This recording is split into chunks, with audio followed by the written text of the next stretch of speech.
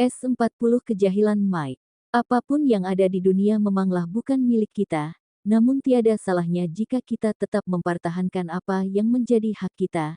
Itulah yang dialami Revan saat ini. Demi kesembuhan Sahila, Revan rela melakukan apapun meskipun hal yang mustahil sekalipun. Tak ada salahnya bagi Revan untuk menuruti semua keinginan Sahila sesulit apapun itu. Baginya tak ada yang lebih berharga dalam hidupnya saat ini. Kini hidupnya hanya untuk istri tercinta. Apapun yang dilakukan Sahila tak luput dari pandangannya. Meskipun Revan tak selalu menemani Sahila setiap waktu, tuntutan pekerjaan sedikit menjadi penghalang baginya yang tak bisa ditinggalkan saat ini. Di kantor, Revan mendapat kabar dari negara L untuk datang ke sana, karena ada masalah yang harus ditanganinya sendiri. Rasa bingung pun kini langsung menguasai hatinya, di saat Sahila membutuhkan dirinya, tapi di saat itu pula harus berpisah dengan Sahila. Maaf bos kalau aku lancang, ini masalahnya sangat gawat bos, dan orang kepercayaan Om Cakra menyuruh kita untuk ke sana secepatnya. Ucapan Mike memang sedikit ragu, karena tahu keadaan bosnya saat ini. Revan masih saja diam, belum punya jawaban yang tepat. Terlintas dalam benaknya tak pernah sekalipun meninggalkan Sahila dalam waktu yang lama. Selama menikah, Revan selalu menjadi teman di siang dan malam, meskipun terkadang perdebatan kecil muncul dari keduanya, karena itulah bumbu dari pernikahan. Baiklah, besok kita ke sana, ucapnya dengan sedikit terpaksa, karena keputusannya kali ini belum diketahui Sahila. Di ruangan mewah itu Revan merebahkan badannya di dalam kamar pribadinya, memberi jeda untuk pikirannya sejenak, melupakan masalah yang ada saat ini. Kasihan sekali bos, pasti saat ini dia bingung. Andai saja aku bisa mewakilinya, pasti aku akan ke sana sendiri, tapi ini nggak mungkin, gumam Mike.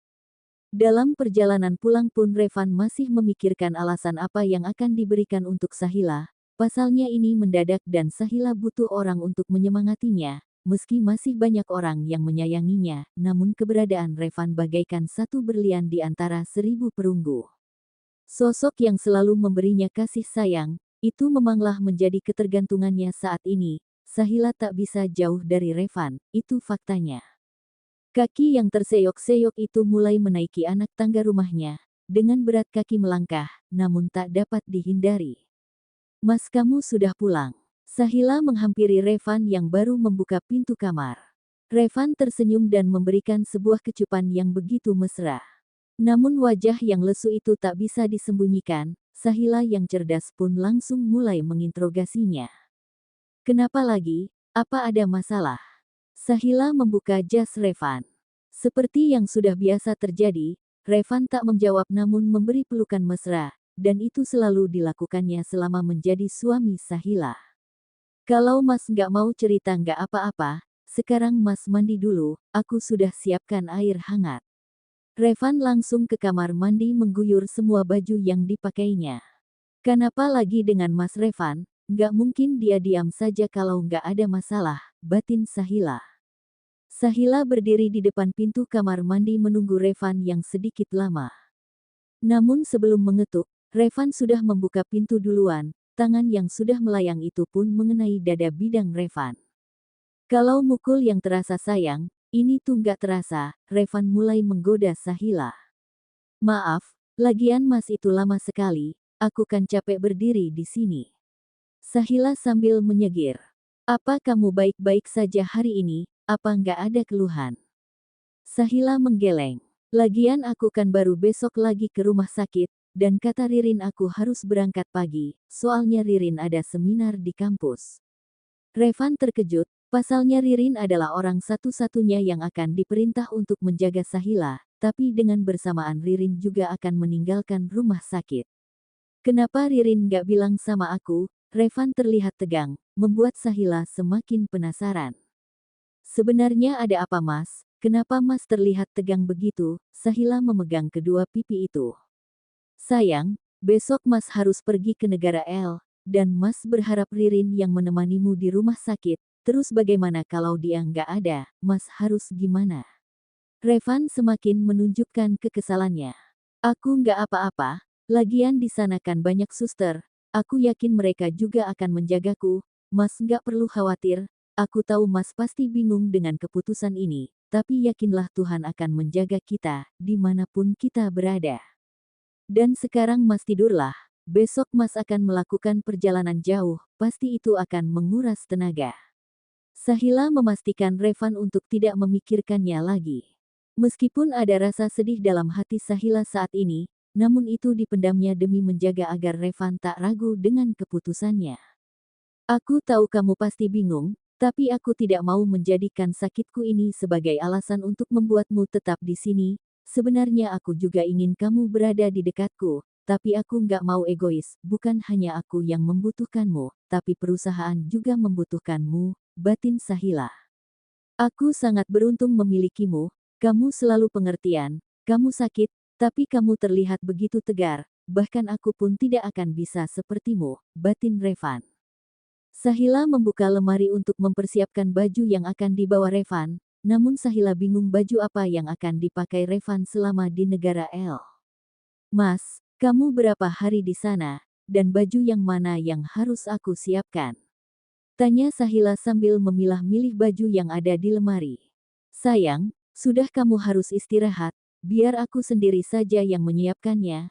Lagian aku di sana nggak akan lama, aku akan usahakan cepat selesai, supaya aku cepat pulang. Mas, aku ini seorang istri, jadi sudah kewajibanku untuk mempersiapkan apa yang kamu butuhkan. Aku nggak mau kalau suami aku kerepotan sendiri, ucapan Sahila masih ngotot dengan keinginannya. Akhirnya Revan memberitahu apapun yang akan dibawanya, dari baju, celana, jas, dan yang lain. Apa ini cukup? Tanya Sahila sambil memperlihatkan koper yang sudah penuh. Revan mengangkat kedua alisnya. Sayang, aku cuma sebentar ke sana, bukan pindahan, jadi itu lebih dari cukup. Jadi sekarang ayo kita tidur. Revan langsung menggiring Sahila menuju ranjang. Meskipun menolak, namun tangan kekar Revan langsung saja mengangkat tubuh mungil itu yang membuat sang empu menjerit. Akhirnya ranjang itu menjadi tempat keduanya untuk melalui malam yang gelap, namun penuh dengan arti. Setelah sekian lama, malam ini adalah malam yang terindah daripada malam sebelumnya. Mungkin saja bagi keduanya ini adalah malam terakhir untuk bersama. Meskipun perpisahan mereka tak lama, namun tetap saja mereka akan berpisah ranjang. Ada pertemuan pasti ada perpisahan, baik itu selamanya ataupun hanya sebentar. Ada muda ada tua, meskipun kita menjalaninya dengan begitu lama, tapi kenyataan itu akan terjadi juga. Ada pria ada wanita, memang itu hakikinya, karena kita diciptakan berpasangan, karena itulah kehidupan, meskipun hati kita tak menginginkannya, tapi kita tetap akan menjalankannya apa yang ditakdirkan untuk kita. Tak ada yang berbeda dengan hari sebelumnya. Pagi ini matahari nampak begitu cerah, namun dalam hati Sahila begitu sangat berbeda hati yang terasa redup. Sahila harus merelakan kepergian Revan untuk pergi ke negara L. Sahila ikut mengantarkan Revan ke bandara. Sebelum dirinya datang ke rumah sakit, Sahila begitu mengingat tempat itu, di saat dirinya pertama kali menginjakkan, di saat itu pula awal dari kehidupannya yang sekarang. Namun untuk yang kedua ini sangat berbeda. Sahila harus menerima kenyataan untuk berpisah dengan sang suami. Ini bukan hal yang begitu besar, namun ini pertama kalinya. Mas hati-hati ya di sana, dan cepat kembali, aku pasti akan sangat merindukanmu. Ucap Sahila, aku akan secepatnya menyelesaikan semuanya dan akan kembali, dan aku akan lebih merindukanmu, kamu juga hati-hati, nanti kalau Mas sudah sampai Mas pasti akan memberitahu kamu, jangan bersedih. Akhirnya lambaian tangan itu menjadi pungkasan untuk saling bertatap muka. Revan langsung saja meninggalkan Sahila yang masih mematung bersama Ririn dan Pak Jono. Mari non silahkan, ucap Pak Jono mempersilahkan Sahila dan Ririn untuk masuk mobil. Baru kali ini dalam perjalanan Revan merasa sedikit tidak nyaman, tak seperti biasanya yang antusias untuk pergi ke berbagai negara di muka bumi ini. Revan memilih untuk diam selama di pesawat. Mike pun ikut diam karena tak ada obrolan penting baginya. Melihat raut wajah bosnya yang begitu datar membuatnya malas untuk mendekat, karena Mike tahu ujung dari muka datar itu, apalagi kalau bukan semprot yang menyudutkannya. Seperti Revan, Sahila pun hanya diam sampai tibanya di rumah sakit, namun ada yang aneh kali ini, Wajahnya langsung tersenyum lebar melihat siapa yang ada di depannya. Sahila memeluk dan melepas rindu beriringan dengan air mata. "Ibu!" Teriakan Sahila itu membuat sang ibu ikut menangis.